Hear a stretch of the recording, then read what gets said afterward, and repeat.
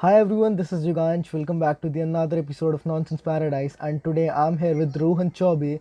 Rohan Chaubey is India's most followed growth hacker, and Rohan Chaubey is the international best-selling author of the award-winning book, The Growth Hacking Book.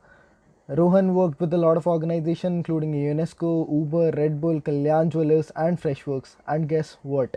This man is just 23. Welcome, Rohan. Welcome to the show.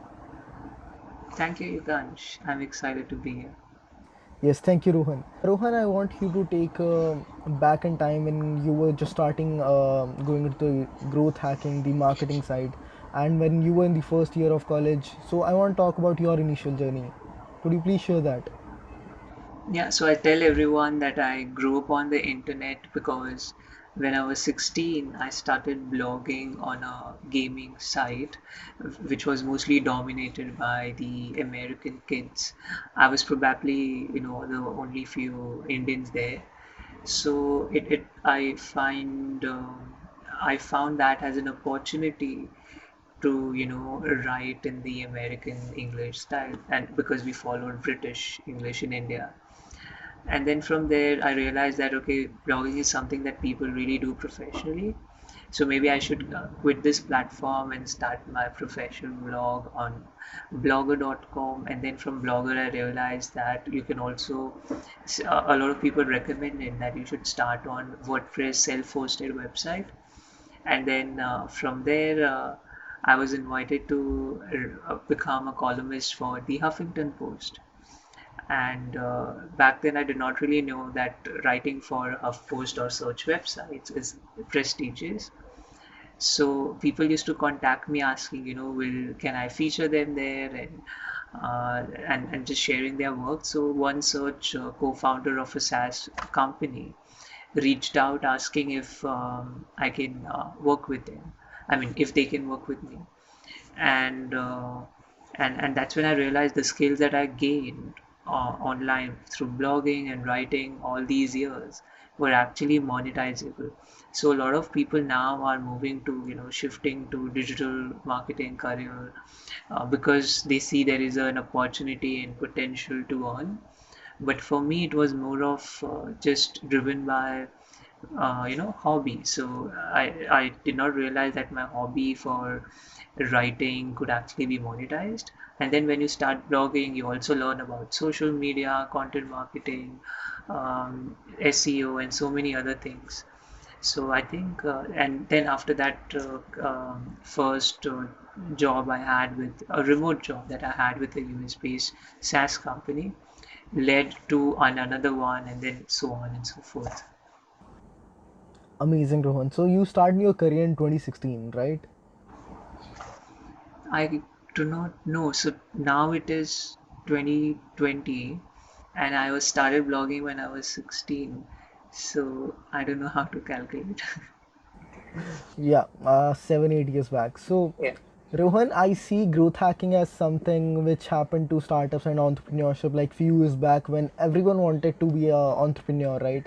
So, growth hacking is something which people find as a glamorous kind of thing to do. So, what is growth hacking in simple words? And because I'm asking this question because people don't understand what is growth hacking, and obviously there is a difference between marketing, sales, and when it comes to growth hacking. So, what is growth hacking? So just to address your question, I mean, when you said that a lot of people find it just maybe a glamorous title to use because digital marketing became so saturated. So now people write growth hacking in their bios. So in my book also I suggest that I do not want to give you a definition of the book. You decide for yourself what growth hacking should be. But I'll stick to my definition, that is, you conduct growth experiments to discover marketing strategies that you can use to acquire and retain users using data. And these strategies can be on unconventional channels. It could be anything from virality to some kind of PR stunt to using other people's network. Could be just anything. I'm trying to keep the definition open, but yeah, with growth hackers, the only difference I see between digital marketers and growth hackers is that first we are data driven, and the second is we operate at all levels of the funnel. uh, and a digital marketer would be a lot more focused on the acquisition part of it. We take care of acquisition, activation, retention, referral, and revenue, and all of it. Right, makes sense. So, Rohan, as you specialize in helping startups acquire their first 100,000 users or customers, right? So, how do you strategize if there is a company, if some company approaches you, then how do you strategize on acquiring their initial customers?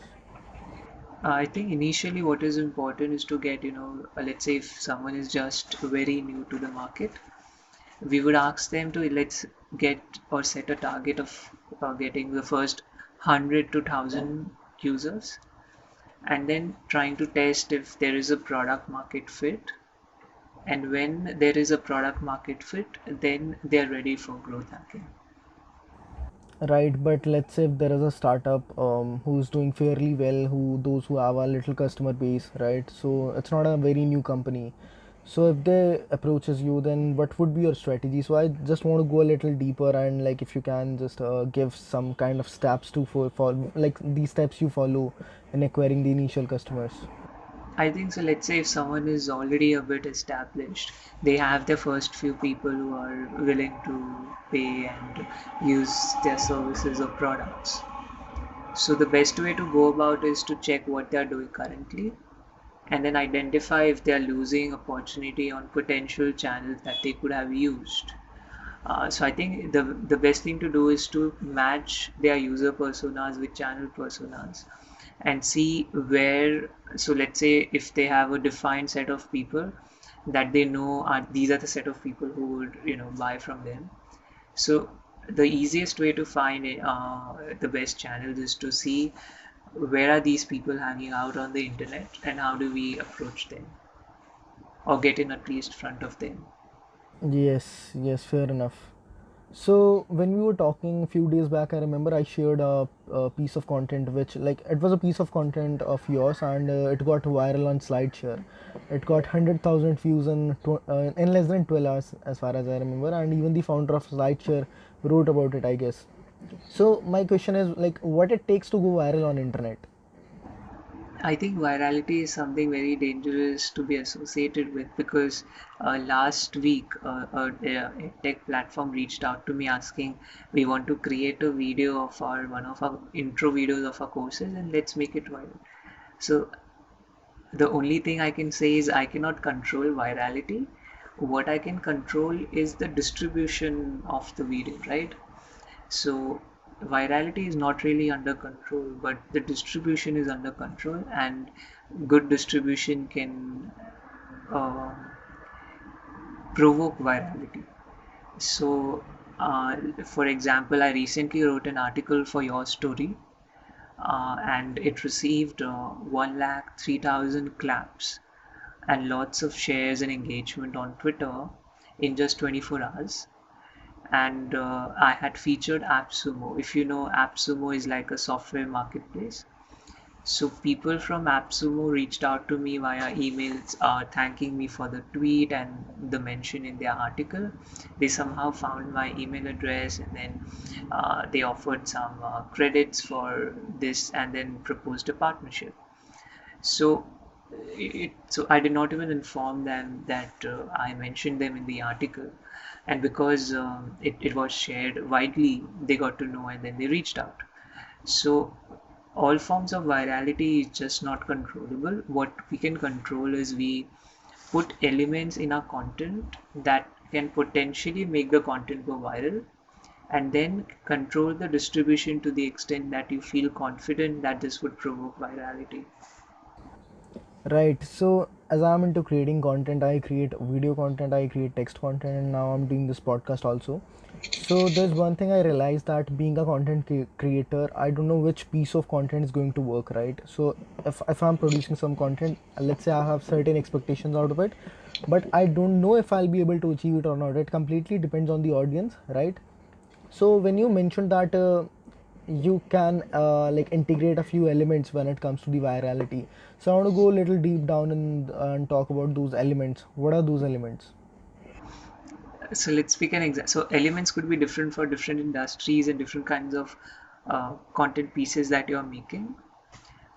So just to take an example, there was this New York-based SaaS company. They wanted to get their first 1,000 beta users. I reached out to all of the 25 different. So there was a post on Facebook. No, sorry, there was a post on Forbes that listed the top 25 marketers in 2017 or something. And then I reached out to all 25 of them and asked them if they would want to be a part of a lead magnet that we are making, where I'm collecting insights, social media related insights from them, and then putting them together in this PDF document. And this SaaS company was a AI based social media scheduling tool. So social media experts, inviting social media experts made sense. Then I shared this lead magnet on my LinkedIn in 2017, when it was not really popular to put the lead magnets and ask people to comment on the LinkedIn comment section. So I asked people if they wanted, they can comment yes. And then overnight, when I woke up the next day, I received hundreds of comments, and then over time it reached 1,000 plus. And now it has been 2 years from that post was published on LinkedIn.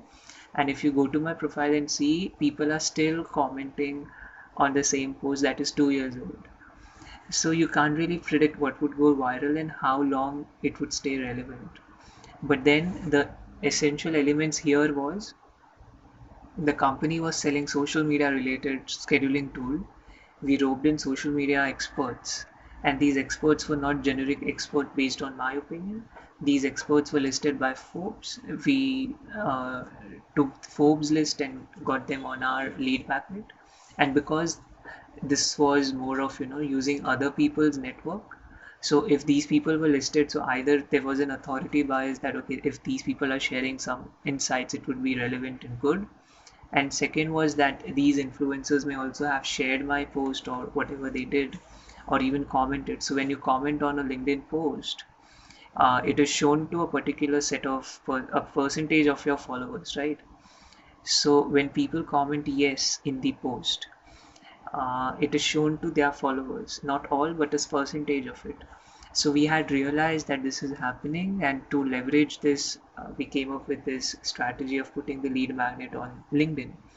Now, 2 to 3 years down the line, people are still doing this and they are getting results, and it is still working for many of them. So it is exciting. So you have to first analyze which platform you want to be viral on, and then see what is the viral mechanism for that platform. For LinkedIn, we found that when someone comments, a percentage of their connections are shown that activity, and that thereby extends your post reach. So we were just trying to leverage that. So Rohan, as you talked about LinkedIn, and I think LinkedIn algorithm is pushing content, right? And like as you mentioned, but when I saw your Twitter, you have close to 80,000 followers, right? And I think the scenario is totally different on Twitter. So what was the journey behind this? The like gaining all these Twitter followers and being so active on Twitter. I think Twitter is where there is no competition, in the sense that on LinkedIn, the people come with an intention that it's a professional network. Everyone is trying to impress someone or connect with someone or generate leads. On Twitter, not everyone is really into like it's a mix of everything. People will tweet everything, the personal tweets or professional, something related to something what they are working on.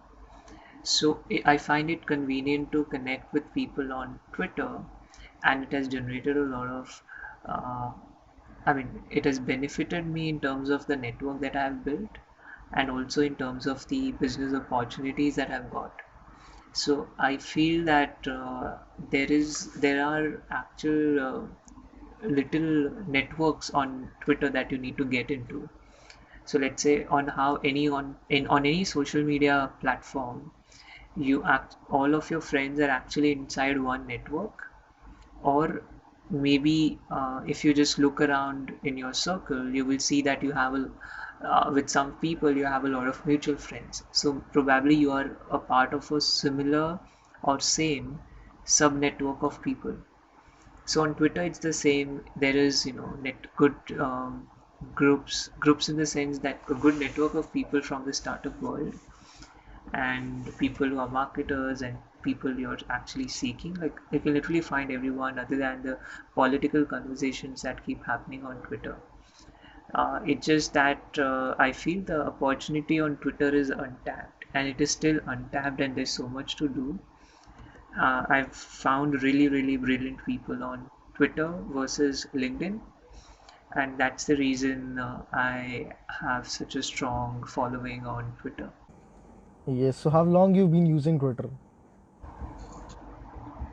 I think from 2014 or 15, but I only started, if you historically check my followers on Social Blade, you will notice that I only started building it from 2018 or something.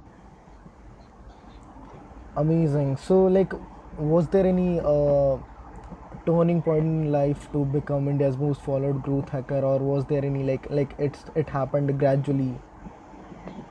What do you think? Yeah, I think on Twitter it's more than the followers. It's about the engagement as well.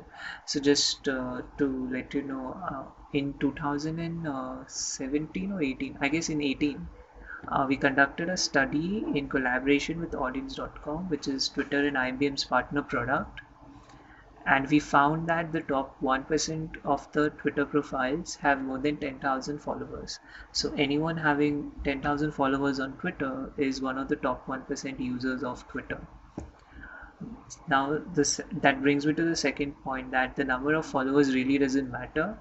If you go and check people who are having millions of followers, let's say a very popular person, Guy Kawasaki, who is an evangelist for Canva, check the engagement on his tweets and then compare it with a smaller account, you will notice that an account with a million followers doesn't really matter until and unless people are really engaging with you.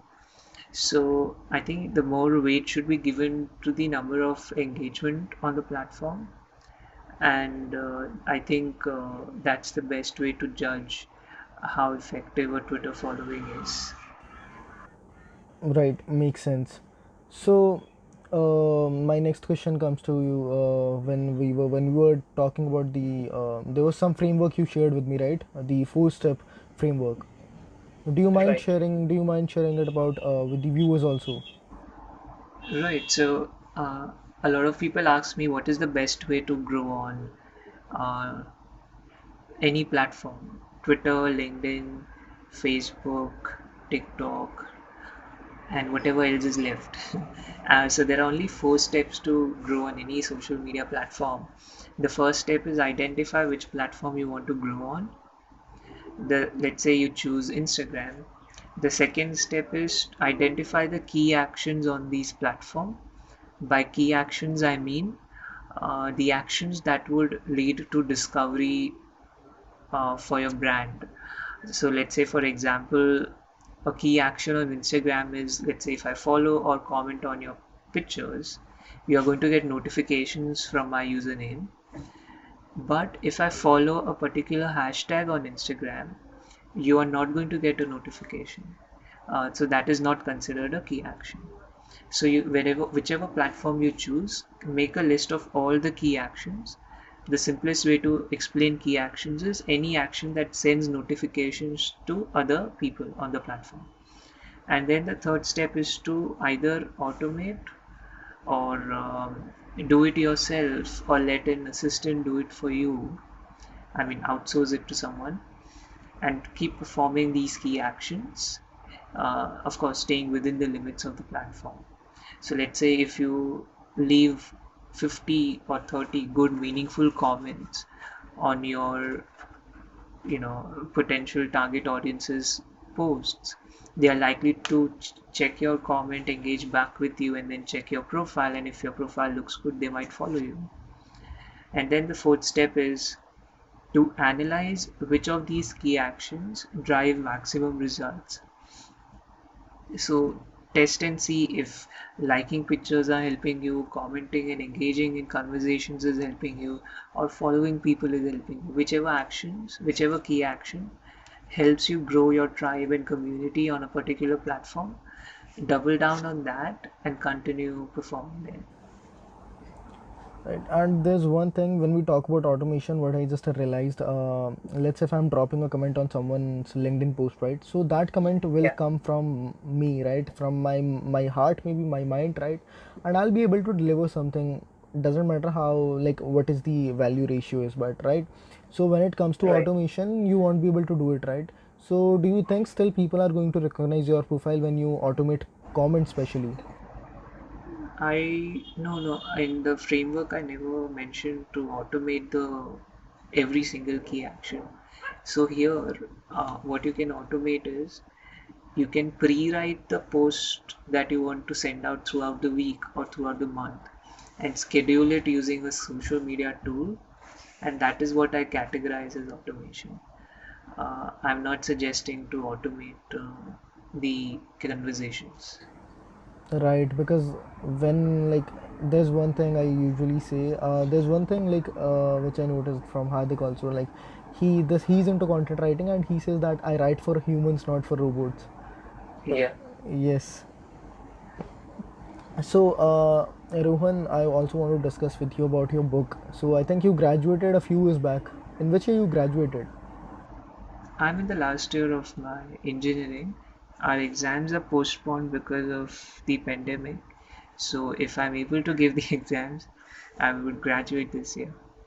Yes, so you are still in your college final year, and a lot of people look up to you, and you wrote a book being a student, right? That is something which I don't think even 99.9, I mean, let's just say, like there are millions of engineers, right? And I don't think even Right. 0.0001% are doing that. So, like, how does I it think a lot feel? of a lot of people do have potential to write and they have good ideas and good insights to share. They're just too scared to do it. So, what was your story behind writing a book? Like, how you started with the book? I think in 2017 we had a mastermind in Bangalore, and a lot of the influencers from India flew to Bangalore to just chat and see if we can do something together and collaborate on certain projects. So I don't know if you know, there was this. So just naming a few people who were there. Avi Arya was there. I was there. Parul was there. We had Deepak and a few other people. And then after that, we had another mastermind in Delhi. Then, so because then people realized that I have like a very vibrant community called Invincible Winners. And then Parul had expertise of launching books, and she makes Amazon bestsellers. So she said that why not? So I'm a growth hacker. So she said, why not we choose growth hacking as a topic and do a collaborative book with the community support that we had from Invincible Winners. So that's when we started this book project, and then people even outside our community started joining us. So the idea of the book was if I wrote a book, it would be promoted to my own network, and then I'm only sharing my insights. So there would be no variety to it. So if we get a lot of people involved and a lot of people sharing their experiences, the book becomes more rich in terms of the content and the insights. And that was the purpose. A lot of people recommended to not write the books with people who we are potentially competing with. The answer to that is that we are living in an economy now where it's not about competition anymore. It's about collaboration, and collaboration will take you far more ahead rather than competition or competing with anyone. So I don't see anyone has our competitors, because the world is having 7 billion people, and we together as a digital marketing community are a very small section of that 7 billion people, right? So we all have a vast majority of the audience left still untapped. So we don't really need to think in as if that we are competing with each other. We are not. So that was the purpose behind the book. Last year we had 35 people from 8 countries. This year we are planning to have over 100 people from 20 countries. And we have really, really big influencers and credible people having experience of more than a decade joining the book. So that's the story behind, the book publishing. Amazing. That's an interesting story for sure, and the interesting thought when it comes to the competition and collaboration. So, Rohan, this is my last question, and I'm sure you must have been in a situation where people ask you, message you about like, how can I be a growth hacker? How can I become like you? So, what do you suggest to them? That's a good question because a lot of people message me, how can I become a growth hacker? A lot of people also get confused between growth hacking and hacking. So of course, when we say growth hacking, it has nothing to do with the that black hat hacking. Growth hacking simply means that how we can grow a business or brand using minimal resources and through creative thinking, unconventional channels and strategies, and in the minimal minimum possible time. So just to repeat again, growth hacking has nothing to do with any black hat tactics. It is only about growing a business or brand in minimum possible time using unconventional strategies or channels to grow. So, if you in our book we suggest. So last year I coined a term called growth set. We also trademarked it, and we define growth set mathematically as growth set equals skill set plus mindset plus tool set. Skill set stands for the skills that a growth hacker would have. Mindset is what mindset and framework should growth hackers adopt. And tool set refers to the tools and methods that growth hackers can use or leverage. So if anyone wants to become a growth hacker, they need to work on their growth set. And if you notice, our chapters in the book are also divided into skill set, mindset, and tool set, which in when you see it as a whole, it is called growth set. I mean, we call it growth set. So we are suggesting a very holistic approach to growth.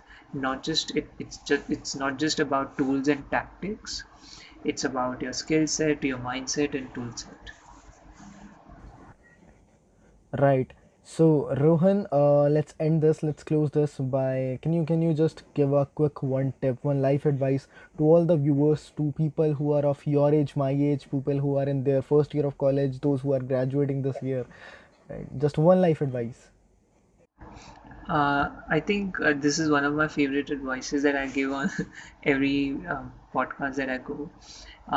It is this. So my advice to everyone, listening, my suggestion is learn from people who are better than you, teach people who, want to learn from you, and collaborate with people you think are equal to you. So I think that's the best way to navigate these ever-changing, world of digital Right. marketing. Yes, yes. Amazing, Rohan. Amazing. Thank you so much, Rohan, for your time. Thank you so much for sharing all these insights. And I hope you had a good time with me. And if you want to follow Rohan, make sure you go to the description. All is linked to his social media. You can find him. You can poke him if you want to learn about growth hacking. And this man is producing a lot of content on Twitter and Instagram and LinkedIn. So make sure you go and check out his social media profiles. Thank you, Rohan. Thank you so much. Thank you, Yugansha. I'm honored to be here.